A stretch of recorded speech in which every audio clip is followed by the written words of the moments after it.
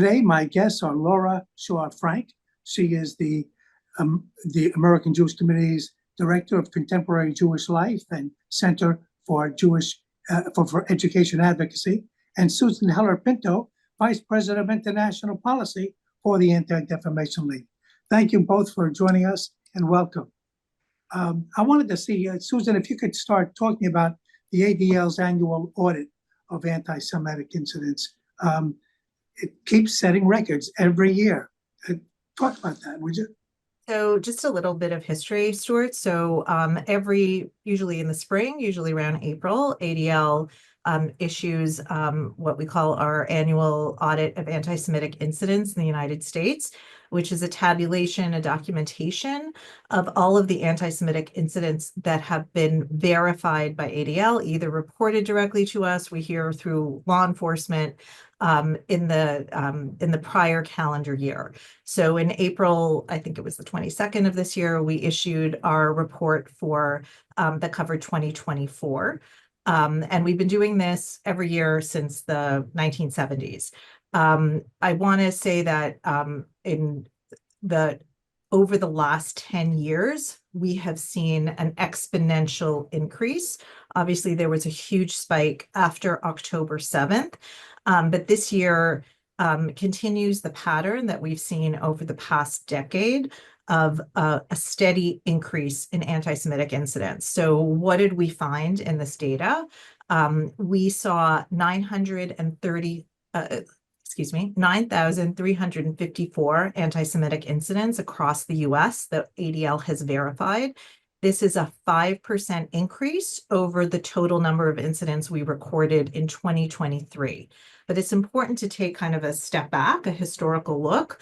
So that also represents a 344% increase over the past 5 years and an 893% increase over the past 10 years.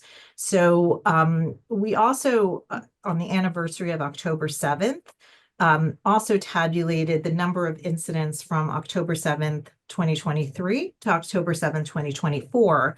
And we saw a 200% increase in the aftermath in the 12 months after October 7th. So while year over year, it's 5% from 2023, again, we've seen a huge increase over the last 10 years and certainly since October 7th. Another really notable fact is that for the first time in the history of the audit, a majority of incidents, 58%, contained elements that were related to Israel or Zionism. I want to be clear that these are not incidents in which someone, expresses differences or even harsh statements directed at Israel or the Israeli government. It's verified anti-Semitic harassment, speech incidents that cross the line into anti-Semitism. We also saw a huge increase on anti-Semitic incidents on college campuses, which I think comes to no surprise to anybody, 84% higher than we documented in 2023. And finally, I just want to say the states with the highest level of incidents was number 1, New York, followed by California, followed by New Jersey. Because of the large number of Jews. The largest number of Jews. Exactly. And I do also want to say that while these are incidents that have been verified by ADL, we know across the board that most people do not report when they are victims of hate crimes. So while we have tabulated this number, we know that very likely the number is much, much higher. And when we talk about incidents, what do we mean besides, somebody saying something verbal? There are also violence too, and are we seeing an uptick in violence? Right. So we divide it kind of by category. So some of these are actual anti-Semitic hate crimes, in which their law enforcement would be involved, and some of them are reports of incidents. So we have we classify it by vandalism, by assault, by harassment. We have various different categories. We saw an increase, for example, in assaults in 2024, and we saw kind of a steady level of harassment. Right. Laura, how does the AJC deal with this? What are you doing there? as a Center for Education Advocacy. Can you talk about that? Absolutely, absolutely. So thank you for having us. First of all, it's such an important conversation. So in the education realm, AJC is working with K through 12 schools as well as universities in a very, very hands-on relationship building kind of a way across the nation. We have found that the kind of work that is moving the needle is work that's very deep. It's work that is bringing people along, and sometimes that takes a long time to do. We've created action plans for K through 12 administrators in public and independent schools and higher ed administrators. And those action plans have short, medium, and long-term strategies that they need to create success. So I'll give you an example of one area where I think we've been quite successful. It's not just AJC, it's the entire Jewish community that I think expressed sort of a joint view last year when the protests were raging on campus. The view was you need to update your student codes of conduct and enforce them. And there was a lot of conversation about employing time, place, and manner restrictions on protests, which are legal restrictions on free speech. So time, place, and manner, meaning like you can say students are allowed to protest, of course, because that's a right, particularly on a public college campus. But those protests can be restricted. They can only be, let's say, between 12 and 1 p.m. on the South Lawn with no megaphones, time, place, manner. So the universities did listen to the Jewish community and others who expressed a very united view that codes of conduct had to be changed, that protest rules had to be changed, and they had to be enforced. Not all campuses have been perfect about that, but it is definitely a much better situation than we were at on May 14th, 2024. So in that sense, that short-term goal in our action plan has, I think, been pretty much solved. I think we're in an agreement as a country that we need to have restrictions on protest, et cetera. So how do you explain Columbia? Well, Talk about Columbia. Yeah, okay. What's going on? So I'm going to say one other thing about our Okay. strategy, and then I'm going to talk about Columbia. Okay. But the truth is, what I'm going to say next is going to segue us beautifully into Columbia. Okay, good. Which is our medium and long-term strategies are not that easy. They're really not. The problems that exist on campuses and in K through 12 schools, and we really look at it at AJC as an arc, K through 12, higher ed. And we cannot deal with one without dealing with the other. University presidents say to us all the time, I can't fix it in September of their freshman year if they've been imbibing a certain way of looking at the world for 13 years in school. It's not going to happen. So our long-term strategies include things like addressing faculty rights and responsibilities, professionalizing your faculty. We know that there have been certain really bad actors, and I'm going to segue into Columbia in a moment, in the professorial space, particularly in humanities, almost entirely in humanities, to be honest, who are using classrooms as activist spaces, who are not engaging in fact-based inquiry, who are not teaching students critical thinking, but rather have agenda-driven classrooms. They'll do things like, we're going to hold discussion section today in the encampment, those encampments that were existing a year ago before we were able to enforce codes of conduct. There is a lot to be done to professionalize and to educate faculty who are very aware, keenly aware of their rights and not necessarily keenly aware of their responsibilities. There are codes that professional organizations for professors have put out that outline what those responsibilities are. But universities have sort of been derelict in talking to faculty about their responsibilities in that regard. So that's a very, very big piece of work that we're doing now. I'm telling you all right now, this will not be fixed in a year. It will not be fixed in 5 years. It might be fixed in 10, or at least will be on a good trajectory in 10. We know this is something that is very central for the presidents that we work with a great deal. We had a University Presidents Summit back in September. We had 78 presidents meet with us at Johns Hopkins, Washington, D.C. campus in D.C. We co-sponsored that summit with Hillel International and with the American Council on Education. It was an incredibly productive day and a half with the presidents and with deans and provosts that they brought with them. And many of them expressed an inability, just an inability to know what to do with those professors. How to create campuses where courageous conversations are taking place, where viewpoint diversity exists, where classrooms are not activist spaces, but rather critical thinking spaces. So that's a long-term project that we're working on very closely with presidents and with our own educators, and kind of using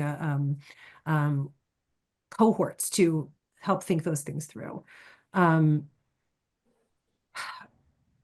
We think the statement that we just came out with last week, which I'm sure many of your viewers saw, the statement we came out with the American Association of Universities, and again, the American Council on Education, and AJC, talking about taking seriously, universities simply taking seriously that they have a problem is a very, very central thing that they need to do in order to even move forward on some of these thornier issues like faculty. So what's going on at Columbia? So first of all, I'm just going to confess, true confessions. I am a double Columbia alum. So I am, first of all, you too, Susan? Okay. Single, grad school. Okay. So I am Journalism Columbia school. College and Columbia Law School. So it's been particularly painful for me to see what's happening at my alma mater, where I spent 7 very happy years. What's happening at Columbia is, I think, a confluence of a number of problems. I think problem number one is that this issue of faculty has been a real issue at Columbia.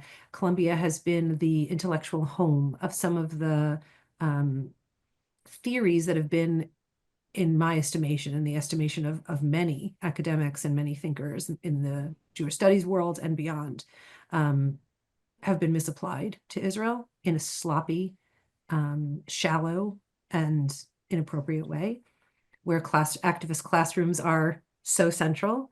Columbia is a place that has elevated the notion of student protest to holiness. I don't know what it was like when you were there, Susan. We may even have overlapped. But, protest was like, oh, Columbia, the students protest. And there was a valorization of 1968. I wasn't there in 1968. I was there in 1969, and there were takeovers of Hamilton Hall that I covered for the Daily News. So, yes. Yeah, and I'm sure that Columbia hated every minute of it back then too, but it became like this valorization, like this story. So I think that's part of the problem.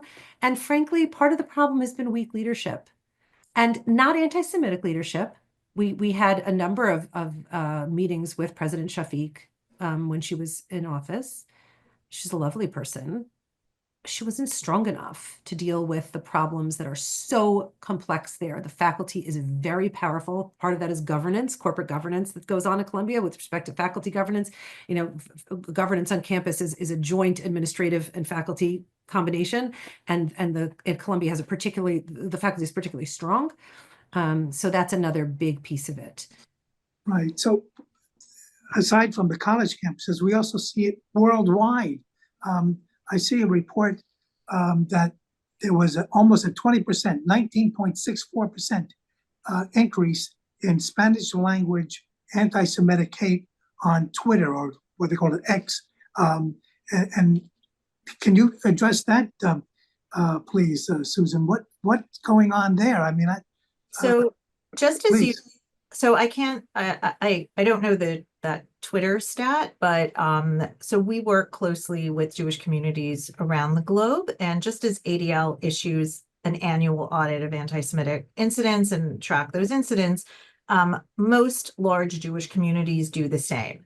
And we saw certainly a exponential increase directly after October 7th from Melbourne to Montreal, and every place in between, although maybe the math, there's places outside of that scope.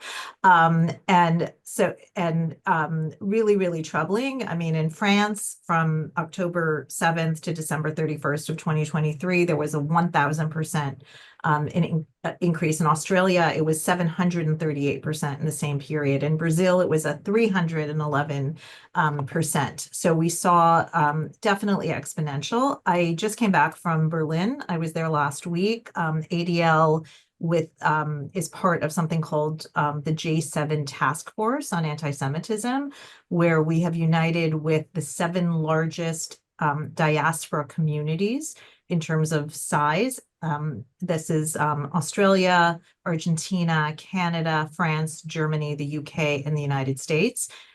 We issued there a report from the J7 countries. Each country contributed an assessment of anti-Semitism in their countries based on public data that really demonstrates that increase. And again, that it has risen over the last 10 years, just as we saw in the US and the spike after 2023. One thing I do want to note is that report, and I'm happy to share a link, Stewart, if you have on your website or something like that. Please go ahead. You can Tell share us it. the link. We'll put it on the screen. We also examined what is the kind of vulnerability of Jews per capita for suffering anti-Semitic incidents, reported anti-Semitic incidents. So we saw among these 7 largest diaspora communities, we saw that Germany had the highest number of anti-Semitic incidents per capita. It was 38 incidents for every 1,000 Jewish residents in 2023. And the UK was just after that with 13 incidents per 1,000 Jewish residents. So we're talking about this as a global problem. What happens, it used to be that things were worse in Europe and then maybe replicated in Canada, the United States. Canada and the US are drivers are setting kind of the pace now for other communities. And certainly what we've seen in terms of college activism and elsewhere is being replicated around the globe. But what is uniform are a lot of these trends and certainly the increase in incidents. Well, take me back to November 7th, 2024. There's a soccer game in Amsterdam, and an organized group of Muslim extremists, masked, using the internet to coordinate their attacks, go ahead and they attack the Israelis. And I mean, not only they knocked them down, they kicked them, and we had 10 Israelis who were injured, beaten. It was horrific. And then they arrested some, and the penalties meted out. Well, can you talk about that? Talk about the whole thing. So look, it was, I think, one of, for so many people, I know we were probably all glued to our phones watching reports that night as they came out from Amsterdam. Horrifying. People, Israeli soccer fans, kind of hiding, finding safe refuge in buildings, running down alleys, really fearing for their lives, being, evacuated. Yeah. The mayor called it a pogrom. Right. Yes. And we saw a lot of public statements in the days and hours after that of the government expressing horror, expressing outrage, promising to do better. You are right to say that most of the people who were arrested got off very leniently, and that is something that is really troubling. I will note that in general, my understanding is in the Netherlands, they are in general, the Dutch legal system is generally quite lenient in terms of sentencing and just kind of flexing its muscle. So I don't think it was seen by the community there as disappointing, but not necessarily out of step or seen as kind of giving particular leniency to anti-Semitic hate crimes. That's just how the judicial system works. But by the way, simply say somebody got 1 month in jail, and they gave what 2-3 months.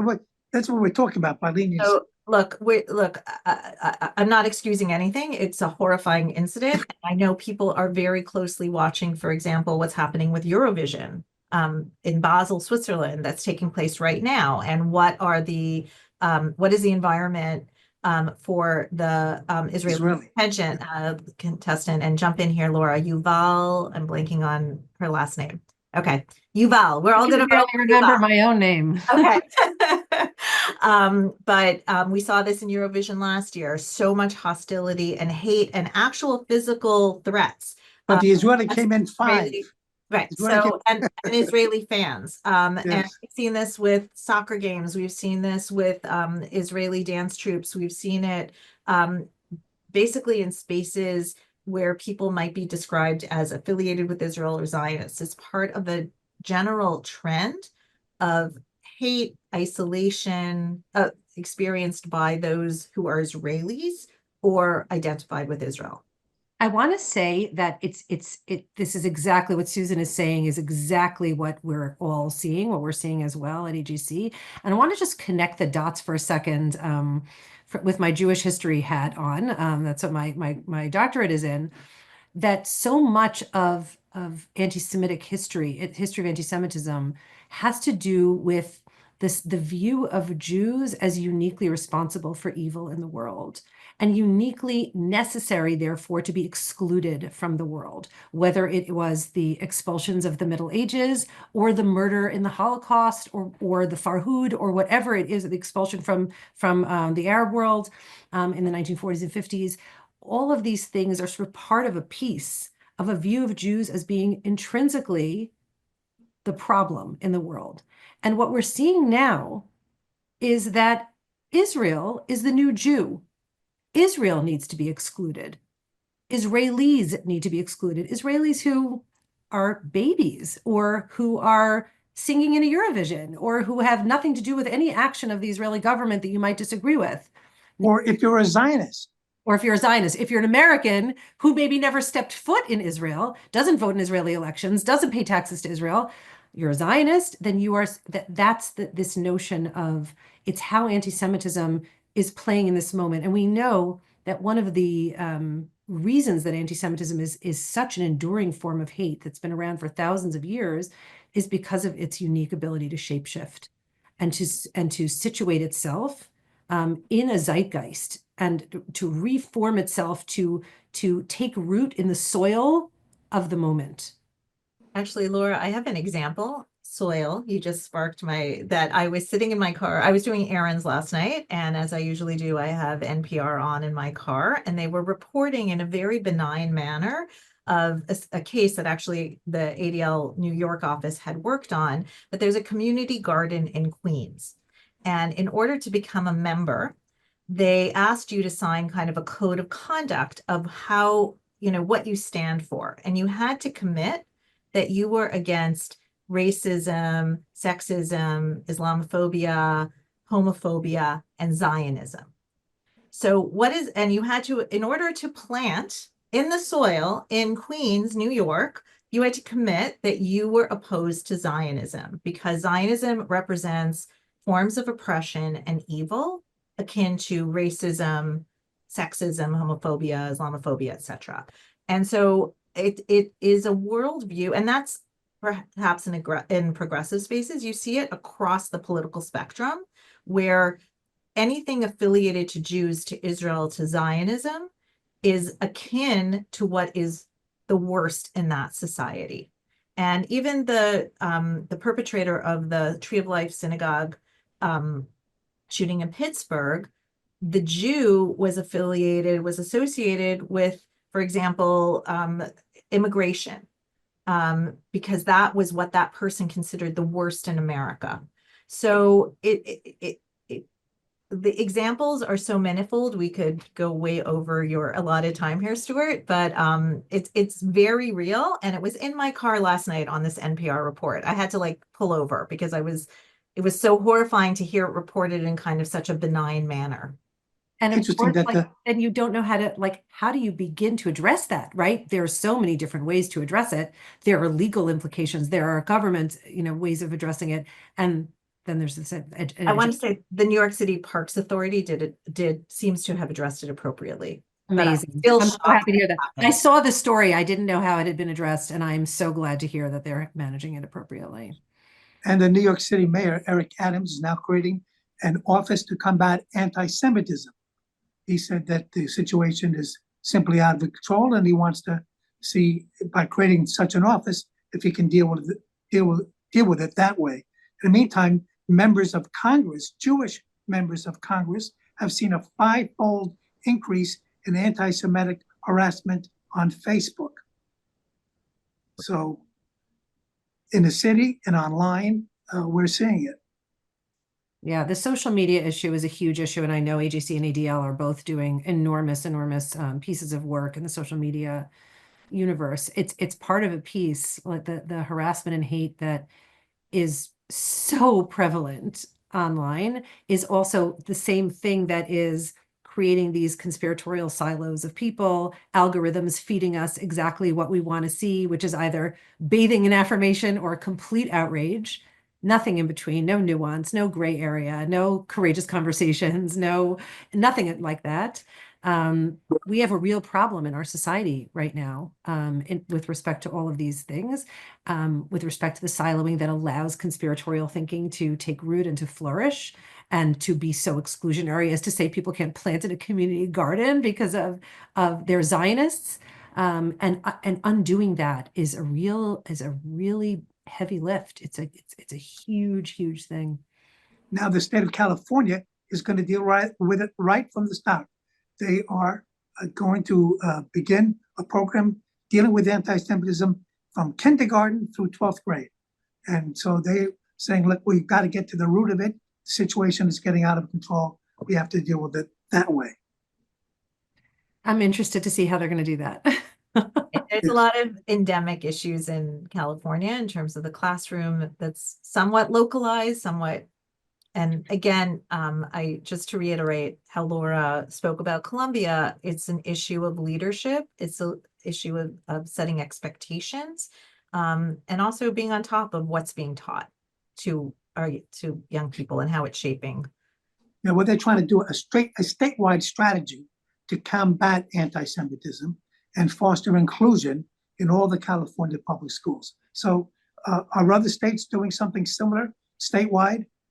New York City is doing something like that. Although I want to caution, and I think, Susan, I see it in your face that you have the same concern that I do with respect to California. I want to caution that one of the challenges that we're facing in certain school districts, more on the left, I'll talk about the ones on the right in a minute, because it's equal opportunity, attack on Jews time, is the misapprehension of what Jewish identity is. So, for example, in California, we have a very big problem with liberated ethnic studies, which I'm sure you're familiar with, Stewart. I know Susan is familiar with, which is a type of curriculum that is agenda-driven, that is an activist curriculum, that seeks to introduce sort of radical ideologies about Jews, about Zionism. I mean, that's not the focus of the curricula, but the curriculum is sort of like a, revolutionary, post-colonial, rise up against the oppressor kind of curriculum that paints Jews in these sort of conspiratorial forms as white, rich, privileged, too powerful oppressors. And so I worry in the state of California whether a curriculum devoted to anti-Semitism is going to impact the push of liberated ethnic studies organizations into the schools, and whether, considering the holds that liberated ethnic studies has, particularly in certain school districts in California, we're very actively working on that at AJC, whether a curriculum to fight anti-Semitism or any kind of program to fight anti-Semitism will then be cast in that same costume of, here we go, it's the Jews again. The Jews are being powerful. The Jews are pushing their agenda. The Jews. Great. So, well, we've got to go. I appreciate it. Thank you so much. We've been speaking with Laura Frank of the AJC and Susan Heller Pinto of the ADL. My name is Stewart Ain. Thank you, folks, very much. And thank you. Until next week, we'll have a good one.